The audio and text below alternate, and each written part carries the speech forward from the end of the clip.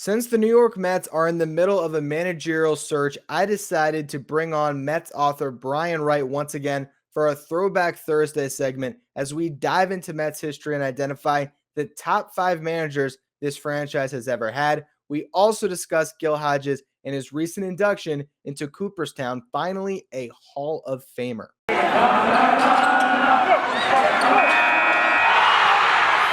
You are Locked On Mets, your daily New York Mets podcast.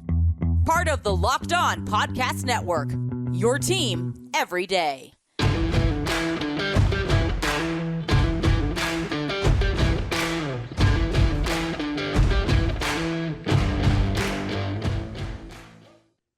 So I'm happy to once again be joined by Brian Wright for a Throwback Thursday. We're going to be talking about the top 5 managers in Mets history today. Brian Wright, a published author, you can find his book Mets in Tens and also Mets All-Time All-Stars. We're going to go through the top 5 from that list of Mets in Tens today when it comes to the managers. But before we get into anything else, I would not be doing Gil Hodges any service talking about him getting into the Hall of Fame on my podcast. All I know about Gil Hodges, manager that brought the 69 Mets to the promised land.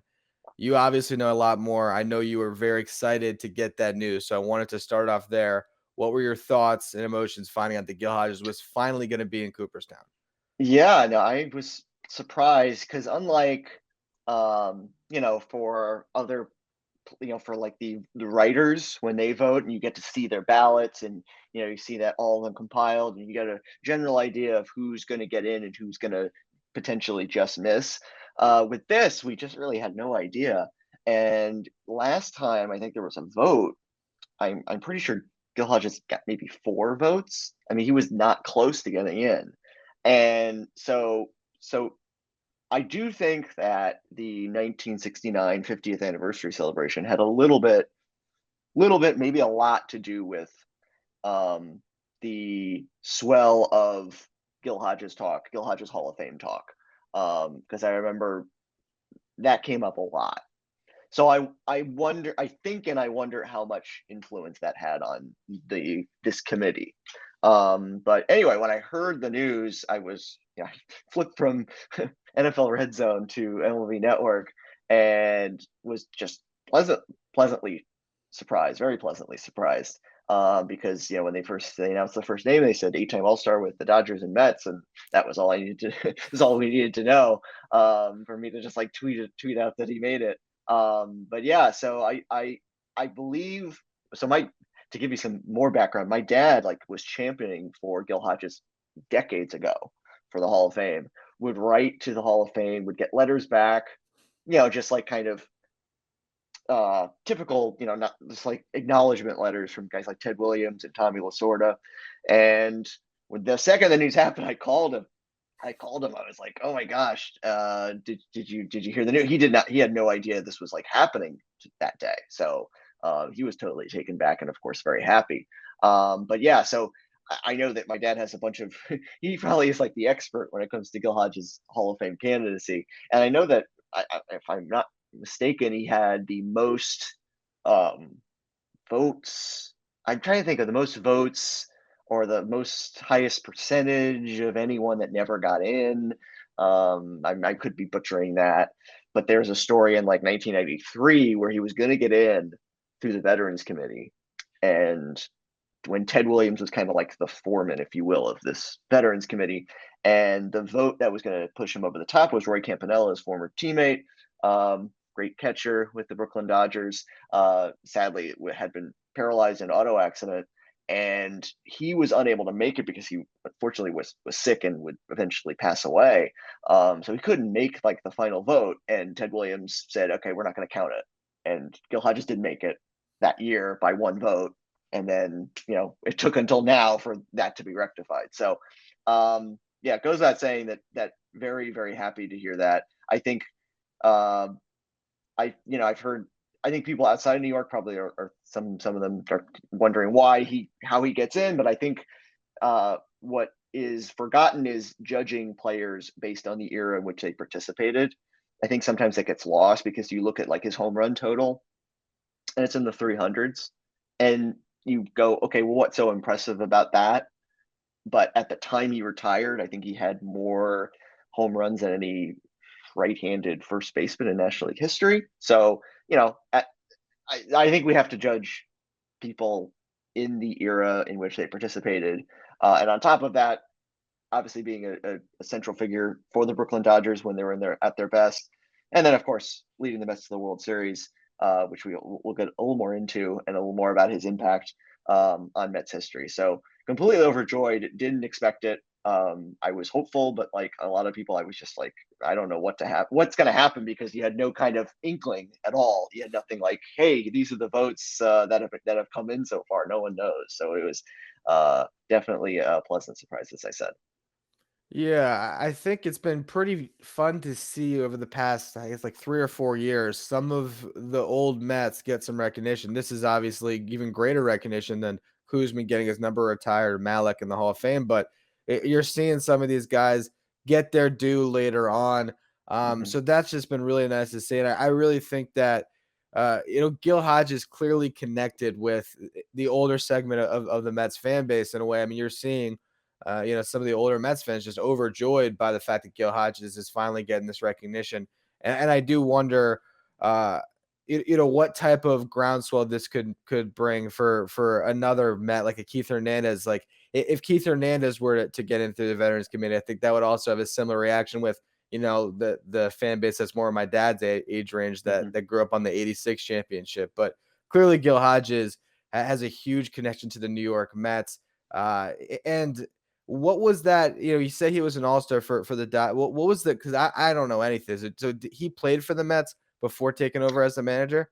So he played. He was like I believe, on the original '62 team, and might have played into '63. Um, Actually, I'm pretty certain he was on the original team. I knew he was on the '62 team, but I don't know if he was there on day one.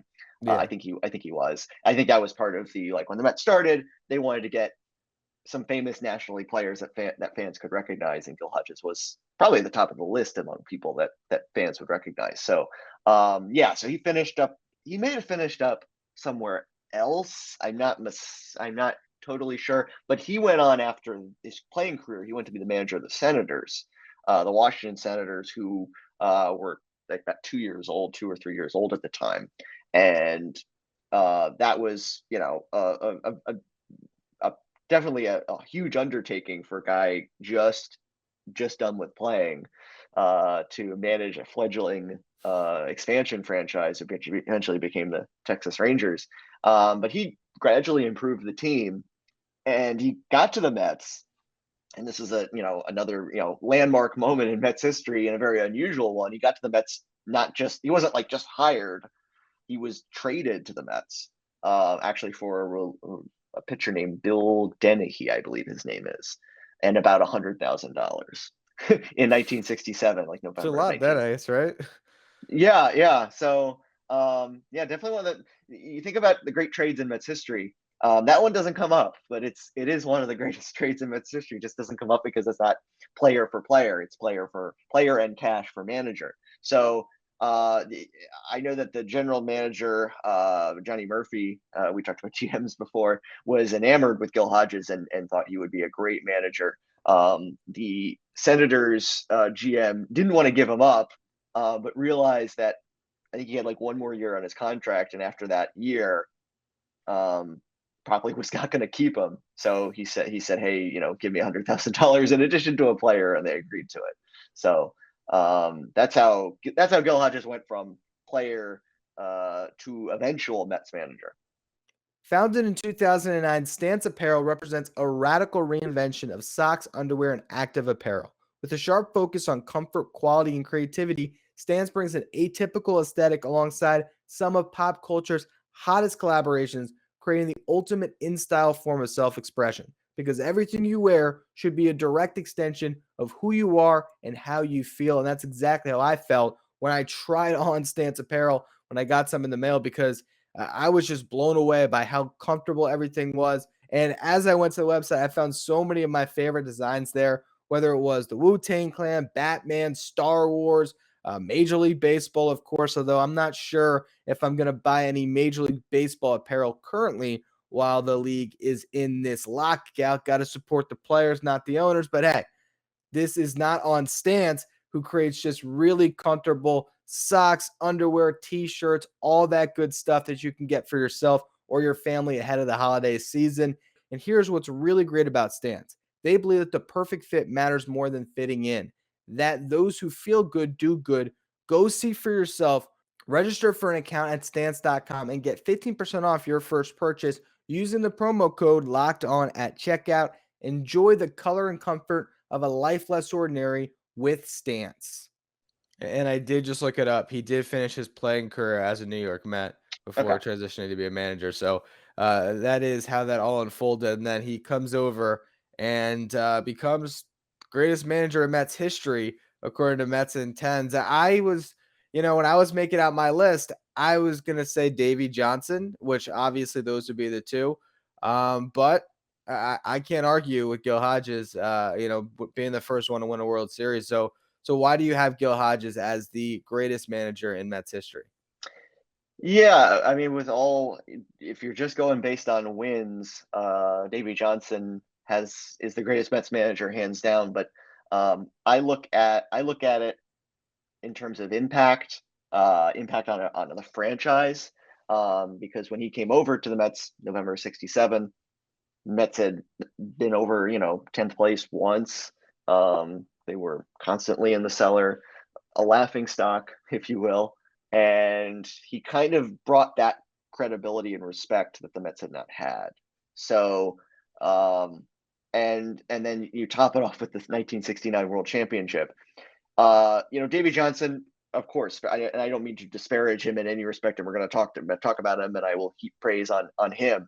But when I hear, I just don't believe any other manager could have done what Gil Hodges did with the Mets in 1969. I don't think any other manager could have won the World Series in 1969 with the Mets.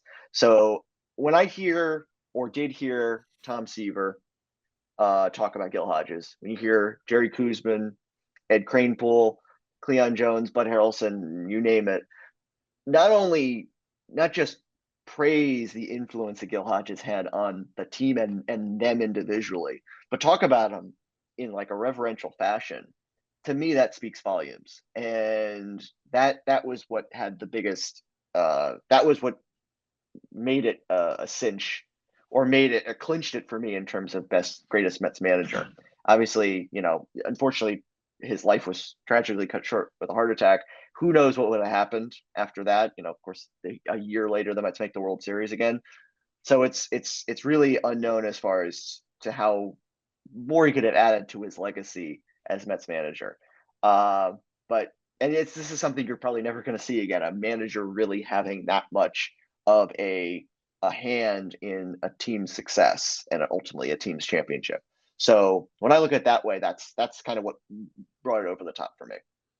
Yeah, I think that as we're in the middle of the Mets searching for the next manager, that is really interesting because, I've, there's I'm sure some people that are waiting for me to talk about who the Mets are interviewing and what's going on with that process, and I'm almost of the opinion at this point that they're gonna make it higher and then I'll react to it. But how am I gonna know what Brad Ausmus is gonna bring that Joe Espada won't bring? And it's just nowadays try to identify what a manager brings to the table is so hard. Where back then it just felt more significant. Even in the 80s, even I think we could jump to number 5, I believe, which is Terry Collins. Even then, it feels a little different. That was 10 years ago. Just having a manager who can really stabilize a clubhouse, and not to say that managers can't do that, but maybe they don't get the same credit for that, and maybe they're more disposable now than they ever were before. So it's just really interesting to compare where we were with the Gil Hodges era, where a manager is everything to a ball club, to where we are now, where it feels like anyone could have the job, and really it's going to depend on the players to whether that manager will be viewed as a success or a failure. Because I don't think Luis Rojas was a bad manager by any stretch. Yeah, I think people are still fans are still thinking that a manager has more. They still have they still believe in the older kind of philosophies of managing and the old previous responsibilities of a manager. Like they were responsible for taking pitchers out, lineups, what have you. And that was, I saw that clearly when it came to the criticism of Luis Rojas, where once I heard like, how much, once you kind of realize how much like general managers, the front office as a whole collaborate with managers in terms of lineup, what relievers are available, pinch hitting. I am less critical of managers these days. And Luis Rojas, I was less critical of him, and I think he didn't. I don't think he was as bad as people said he was. I think he was just in an unfortunate situation. I do think, unfortunately, they had to clean house, and he was just a victim of that. So I do think, I guess in essence, that was the right move to get rid of him. But at the same time, I don't think he was even close to the blame for the season last year. And I think he could very well be a great manager. And I think the manager's biggest responsibility is managing the clubhouse. And you could say that Luis Rojas maybe didn't do the best job at that. But yeah, when I hear like the managers being interviewed right now, it's funny. I'm not like hanging with bated breath going like, oh my God, they better make the right choice. And everyone I hear is pretty qualified. I mean, Brad Ausmus would be the one that is the one I'm least inspired by. But then again, if he's in the right place, it could work out. And again, it's a collaborative effort. It would be a collaborative effort between the manager, Billy Epler, the analytics team, everyone involved. So I don't look at it as like, oh my God, all the responsibility is on this person. And that's what's changed. And like for me, like Terry Collins, yeah, you're right. Like 10 years ago, I think we thought differently about Terry Collins. And personally, I was more critical of Terry Collins because I kind of had that feeling that he was more impactful or influential in how decisions were made. And maybe that wasn't right. Maybe that was, because I always felt like he was not particularly good at managing bullpen and making, substitutions and devising lineups. That could have been wrong. I could have been totally misled, and it could have been Sandy Alderson or someone in the front office making those decisions. Yeah, I think we should move over to Terry Collins now, who is the only person in the top 5 with a sub 500 winning percentage, but that was because he took over a Mets team that was in shambles and was supposed to be that holdover. I mean, he was a guy that was now known as someone that would be your director for your farm system, and so he was supposed to help the young guys and just kind of manage a bad ball club for a couple of years. And when the Mets got good, they would hire a manager, and then Terry got to hang on to that team and did a great job in 2015 and 2016. And I think that as we've seen Mickey Callaway and Rojas since take over that seat, I've grown to appreciate Terry even more. I mean, the rant about if you're if you're exactly what I'm talking about. If you are I don't care who you are, who you came from, if you're wearing a big league uniform, you're a big leaguer. That whole I love that press conference, that energy that he brought. Some might not have liked it, but I appreciate all that Terry Collins was as the Mets manager. Yeah, I liked that kind of attitude. I think he had the players' respect. I'll give him that. And you're right. He took over a team, that was going through some really rough period in which the Madoff scandal hit the franchise especially hard, and the team finished regularly under 500. But I'm maybe contradicting what I said. I still don't ever think of him as a great game manager. But he did earn the respect for the most part from his players. It's interesting how not only the future managers, Mickey Callaway, Luis Rojas, kind of changed the perception of a previous manager, but also it's interesting how one viral video changed a lot of people's perception. And I think people know what I'm talking about there. But because I love, as much as it's great that it exists, and in the replay value on this is probably infinite. But it happens a lot more than we think, where a manager goes out and defends his players in like retaliatory situations. So I feel like that moment like transformed people's thoughts on Terry Collins. Like, oh my God, I hated him, but now he's great. And I don't think it's as much of an on and off switch as that. I love it, but it's like my feelings on him are pretty much the same. I feel like, like I said, a guy who commanded respect. Um, I'm glad the Mets retained him after, I guess it was 2017, because I don't think he deserved to be fired. Because he did, like I said, he took the team through some rough periods and obviously rode the wave to 2015 and 2016. But he's not a guy I would like entrust to make like the decisions if it in fact was his decision on bullpens or pinch hitting or substitutions and anything like that. Yeah, no, that's for sure. And I think even if you look at the 2015 World Series, um, that game five is kind of the exact encapsulation of what Terry Collins, his shortcomings and his strengths. He believed in his players. Matt Harvey wanted the ball, and say what you want about Juri's Familia, that wasn't the game that he blew. He ended up getting out of the inning and getting into extras. If Juri's has that ninth inning, I think the Mets probably win that game, and who knows what happens. But let's not sulk on that. A couple more managers to discuss here. BetOnline has you covered all season with more props, odds, and lines than ever before as the football season continues to march towards the playoffs. BetOnline remains your number one spot for all the sports action this season. Head to their new updated desktop or mobile website to sign up today and receive your 50% welcome bonus on your first deposit just by using the promo code LOCKEDON. From basketball, football, NHL, boxing, and UFC, right to your favorite Vegas casino games. Don't wait to take advantage of all the amazing offers available for the 2021 season. BetOnline is the fastest and easiest way to bet on all your favorite sports. BetOnline, where the game starts. I don't remember the exact order now. Is Bobby V number 3?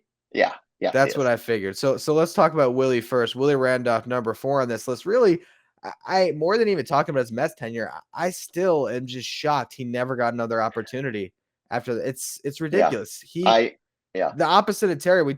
I think that Willie was, from what I remember now, was like 11 years old, 12 years old, but I remember him being a very good game manager. Yeah, I'm with you. I can't believe he did. I think he may have been an interim manager for the Brewers once. But I mean, in terms of a full-time managing gig, I can't believe he never got another chance. Especially because he was so respected around the league. He played with the Yankees, among other teams. Was a captain for the Yankees. So I am a coach for the Yankees. So I can't imagine. It's really hard to believe he never got another shot. But he took over, I guess, before 2005 when the Mets had just acquired Carlos Beltran, Pedro Martinez, with later Carlos Delgado, when David Wright and Jose Reyes were coming into form. So yeah, I never remember and maybe this is just me being, I was, a teenager or something like that, and never really grasp any particular decisions but I never looked at him and go, oh my God, I can't believe he did that, or I can't believe he did that. Maybe in the 2006 playoffs, he might have made some switches that weren't the best, but I can't remember. But a few bounces here or there, and Willie Randolph may be the greatest manager in Mets history. I mean, he really, if 2006 went differently, if they made the playoffs in 2007, he could have gone on for another 5-6 years, and we could have been looking at him a lot differently. But yeah, as you said, I can never think of Willie Randolph without thinking of the 3 a.m. firing in Los Angeles, which is so wrong, and is to me just is such a Mets moment. Like the Mets, just why did you do that? And it's so awful. I hated that.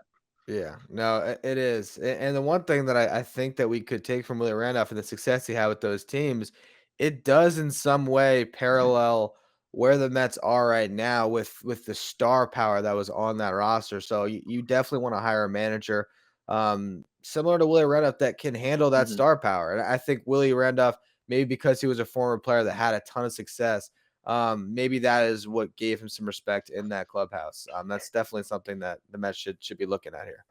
Yeah, no, I mean he was He was a guy, like I said, played in New York, coached in New York, had tremendous experience being in the city, even though he had not had a managerial gig. I mean, he spent years, side by side with Joe Torre, so he was ready. And so when I see hear about these bench coaches with Tampa and Houston, and in addition to a veteran like Buck Showalter, I don't think the Mets can really go wrong. Hopefully, I entrust guys like Billy Epler to make the right decision.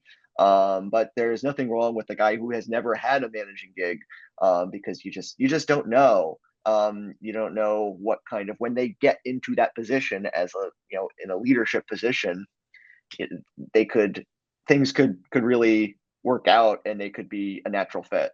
So I do like someone who has that experience of being in New York, because sometimes you get there and like the media and all that nonsense can really engulf you.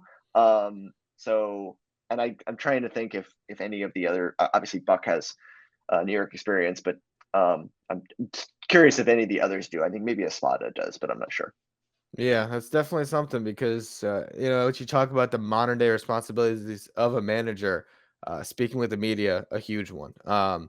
Let's get into these last couple guys here. Bobby Valentine and Davey Johnson, the 1,000 game winners, Mets history.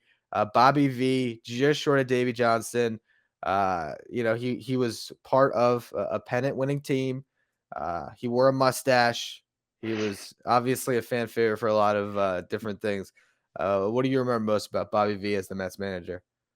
I just remember an endless supply of entertainment. I mean, he was never. It was, maybe like today, as an older person, I would see Bobby Valentine and I'd be like, oh God, can you just basically in terms of the media be more like Luis Rojas, and we don't have to hear what any kind of soundbite that may take off. But as far as a manager, he was great. I think a lot of people say he tried, he was kind of too involved and kind of took the spotlight away from his players sometimes. But when I think of Bobby Valentine, I think his best managing job was when I think it was his first full season, because he took over in the middle of the 96 season, and his first full season in 97. I mean, that was a team, no Mike Piazza. Mike Piazza had not arrived yet. And Edgar Alfonso was not really was not a household name. Um, Al Leiter wasn't there yet, and that team won 88 games and was pretty close to being a wild card. I mean, I feel that's probably Valentine's best managing job, because that team had no business being certainly a playoff team, or being close to a playoff team. And then in '98, they get Mike Piazza, and they wind up with the same record and come up a game short. But he was the first manager to lead the Mets to back-to-back playoff appearances. Obviously, it helps that there was the wild card, which doesn't help Davey Johnson. But yeah, no, I feel even with Mike Piazza and Edgar Alfonso becoming one of the best second basemen, or one of the best second basemen in baseball, I feel like he always had players that overachieved. I mean, he had the Benny Agbayanis, he had Timo Perez, especially in 2000. There was never a lot of star power. It was Piazza and Alfonso and Leiter. But I mean, I think about Valentine as getting the most out of the teams that he had, because you look at those rosters and you're like, that's not really. I just never would have. You don't really see it as a championship team, but he got the most out of it, and he definitely got the most entertainment value of any manager. Well, a couple of things. For one, I mean, if he in '97 was an 88 win year, he must have had what, like 5 winning seasons in a row, something like that. So that's pretty. I mean, I'd imagine '97 through 2001. Yeah. I mean, his last year, the 2002 his last year was the only losing season, and that spiraled out of control. And I mean, who knows if they should have given it another year? But the whole year was just kind of a complete disaster, and they didn't win a home game in August and all that. So yeah, Yeah. but yeah, for the most part, he was had a winning season every year, every full season except for that one. Now, the other note that I had is that I defy any name in Mets history to bring a smile on more fans' faces than Benny Agbayani. There's just something Oh about yeah. that name.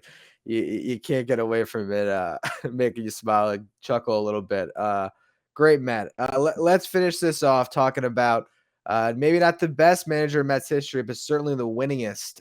Davey Johnson, integral for putting Doc in the rotation and really starting that great span of 84, 85, 86, and everything that went on with the New York Mets during that era. And then, of course, like everything else with the Mets, has to end not being allowed to say goodbye to his players, as we learned in the 30 for 30, as he was unceremoniously fired. So, what are your biggest takeaways from the Davey Johnson era of Mets baseball? Yeah, I think in a different era, he would have made the playoffs a lot more often, and we might look at Davey Johnson a little differently. But yeah, I mean, he was really perfect for that 86 team, as people might have seen in the documentary. Maybe could have held his players a little bit more accountable, but in terms of like kind of an attitude, in terms of attitude, he was perfect because the players were had an ego, and he certainly had one, and was pretty confident as well. But he came. That was his first managing gig, managing in the minor leagues. Managed Doc Gooden in AAA, and as he got to the big leagues, he brought Doc Gooden along with him, and that turned out to be a rousing success. But when I think of Davey Johnson, I think of like he was kind of the first manager to incorporate, if you will, analytics, because he was a big computer whiz. I can imagine those computers being like as big as the wall back in like 1984. But yeah, had like a degree in some kind of computer thing. But he was very, very smart. Used that in terms of his baseball strategy, and was totally different from what other managers were doing at the time. And it turned out to be a great strategy. Obviously, it worked to success with winning seasons in 84, 85, of course, 86. Really a winning season every year until he got fired in the middle of the 1990 season, late May. It was just that there were so many expectations, and I think he rankled the front office enough that combination got him to be removed in 1990, when probably he was deserving of staying on a little longer, but maybe like the charm had worn off by 1990. Yeah, it definitely seems like clashing personalities between him and Frank Cashin by the end. Mm-hmm. And a couple things. I mean, you have one of my favorite moments of the doc was when they were talking about the plane, and the way Davey Johnson ripped up that bill. We're the World Series. F them. They can pay for this plane that we just destroyed. I think that team, you needed it. It was a dragon of talent and energy, and you needed the right person that could ride that dragon. And maybe he bears, or certainly he bears some responsibility for what happened with Doc and Daryl, and you can't absolve him of that. But for getting the most out of that 1986 team and putting together maybe the best team in MLB history, the way that season played out, I don't know if anyone else could have managed the team the way that Davey did. And maybe that's why they flamed out, but certainly, Yeah. And it brought great highs for sure. And I think maybe some people might accuse that he didn't get the most out of them in the subsequent years, 87 and 88, 89. And that probably led eventually to his removal. But as far as, that one year, it all clicked for everyone involved. Yeah, and I think that we forget how fragile dynasties are. And I did like when people at the end of the doc talked about how, it was a trilogy. It was 84, it was 85, and it all culminated in 1986 just because of the playoff structure back then. A little bit harder to get that same recognition. But that was this week's Throwback Thursday segment with Brian Wright. You can follow him on Twitter at BrianWright86. Find some of his writing at Metsmerize. Check out his books, Mets Intense. I actually got it right here for the YouTube audience. Mets Intense. Check it out. Mets All-Time All-Stars. I have the Kindle edition of that. As always, thank you for listening. Make sure you follow, rate, and review wherever you get your podcast. Make sure you follow me on Twitter at Finkelstein Ryan. Follow the show at Locked On Mets. Thank you for making Locked On Mets your first listen every day. Now for your second listen, check out Locked On Bets, the daily show for all your gambling needs, hosted by your boy Q and handicapping expert Lee Sterling. You can find Locked On Bets wherever you get podcasts.